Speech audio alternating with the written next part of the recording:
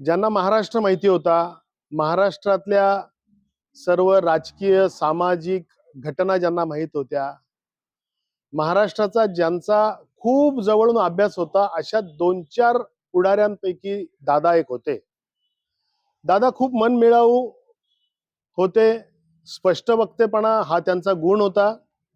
आमच्यासारखा नवोदित कार्यकर्ता ज्यावेळी विधिमंडळाचा जेव्हा सदस्य झाला, तेव्हा बोलताना होणाऱ्या चुका व्यवस्थितरित्या समजावून देणं आणि प्रतिनिधी कोणत्याही पक्षाचा जरी असला तरी सुद्धा त्यांनी लोकशाहीची मूल्य जपली पाहिजेत आणि सदनातील परंपरा त्यांना ज्येष्ठांनी अवगत करून दिल्या पाहिजेत, अशा विचारांचे ते इथे होते.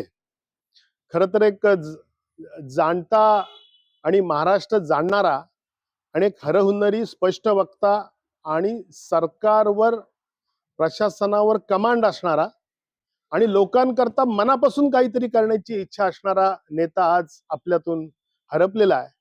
मी, माझे कुटुंबीय आणि विशेषतः माझा पक्ष यांच्या आम्ही सर्व मंडळी पवार कुटुंबियांच्या, राष्ट्रवादीच्या कार्यकर्त्यांच्या आणि अर्थातच तमाम महाराष्ट्रातल्या जनतेच्या दुःखामध्ये या ठिकाणी आम्ही सामील आहोत.